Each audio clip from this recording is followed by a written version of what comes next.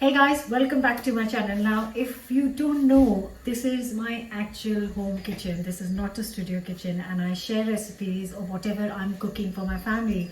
So they might not be kind of trends that are doing the rounds of social media or YouTube. They are literally food that I cook for my family, which is why I love doing this channel so much. So if you haven't subscribed yet, then please do subscribe and hit the bell button so you get a notification every time I share a new recipe.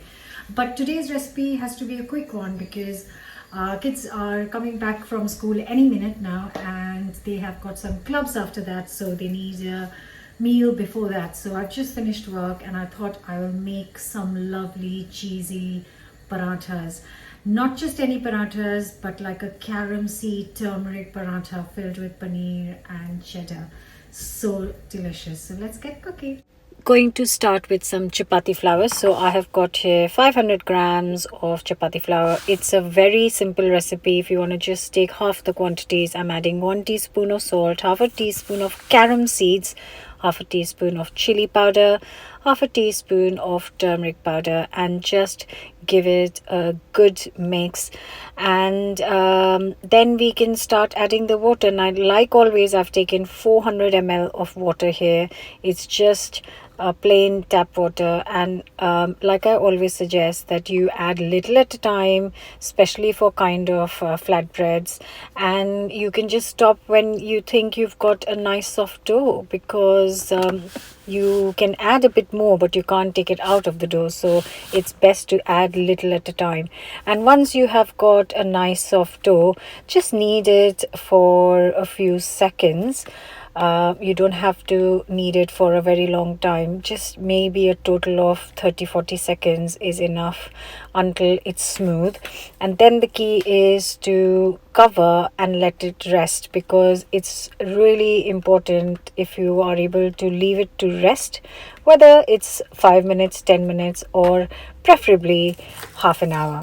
Meanwhile, I'm going to prepare the filling. So I have got here 1 onion. You can use red or white, or shallots if that's what you have, and also got a couple of garlic cloves. Now, a nice way to chop it is if you just cut the head off and bash it on the garlic, the skin just literally falls off. So that's quite an easy way of peeling the garlic. And I've got onions, garlic, a handful of fresh coriander leaves, and a really spicy small green chili, and I have just chopped it all up finely.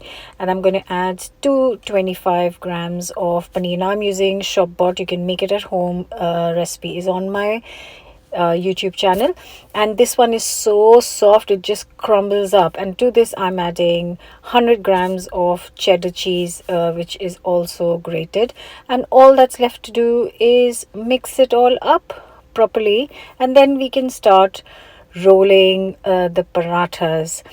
So the dough has rested for half an hour, so it just kind of becomes loose, and it's easier to roll the chapatis or parathas once the dough has rested. So I am today cooking for around 6-7 people, which is why the quantities are slightly more than normal. So just take a kind of a small portion and make sure that you roll it into just some flour, because it stops it from sticking. And once you have a good palm size big circle, then we can fill it with our lovely paneer filling, and slowly pinch the sides and make sure that you seal it really well so that the stuffing doesn't come out. And once we have done that, I'm gonna roll it in some flour again, because it does get a bit sticky. And then just make sure that you press it properly so it's kind of compact inside. And after that, I'm just going to roll it into big circle. And meanwhile, I have got a nice pan heating up on the hob while I'm rolling this. So once I've rolled this, I will place it directly on the hob and just let it cook for a minute or two, and then turn it over, and then let the other side cook as well before we add any oil. So you can make this in ghee, which will be amazingly delicious. I'm preparing all of them one by one, rolling it all up. Or you can add some oil of your choice, cook it with some oil. I am using oil today. I really need to stock up on that ghee, homemade ghee, so I must do it this weekend. Right, so I am just cooking it in some oil. Again, a minute or two on each side. Basically, you have to judge it whether it's really nice and golden, and if it's done, it's crispy, you can see that the dough is cooked, and that's when you know that your paratha is ready. So I am going to cook them all one at a time. If you want to speed things up, you can put and use two pans. And yeah, it's best if you have guests here or you're cooking for a family, and if they are waiting, then this is really amazing, nice and piping hot. And otherwise, there are different ways to serve it as well. So I am just cooking that and just using the spoon to make sure that I can press on the paratha and make sure that all the surface, the whole surface, is cooked thoroughly. And here they are, lovely looking parathas, absolutely so stunning. So I've let it rest for a few minutes, because while the time I was cooking, the others have slightly cooled down, which is much easier for me to tear them apart. And look at that lovely filling. You can see the onions and the paneer and cheese just trying to peep out of that paratha. Absolutely stunning. It smells so good, but quite importantly, it looks quite pretty as well, with the lovely turmeric, and I can smell the carom seeds and the paneer and the onion and whatever has gone in it. So there is the paratha. And why I love this is it's a quick meal. It is great for lunch or dinner. It's great for breakfast as well, because in India we eat parathas a lot of the times for breakfast in the north.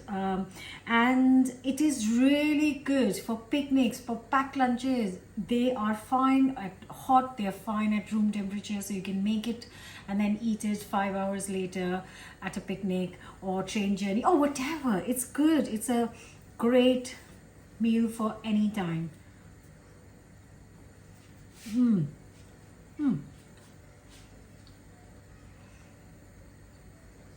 It's not got many ingredients, but it tastes amazing. You know what I did miss? Can you guess what I missed putting in this? I didn't put any salt in the paneer filling. Totally forgot. But there's salt in the flour, so it's all right. And there's cheese which has got salt in it. But I would say add a bit of salt, like a half a teaspoon, into the paneer mixture, and enjoy it with yogurt on its own, some pickle. But whatever you do, don't forget to try. Leave me a comment and I'll see you back very soon with a brand new recipe. Bye for now. Simple and fantastic.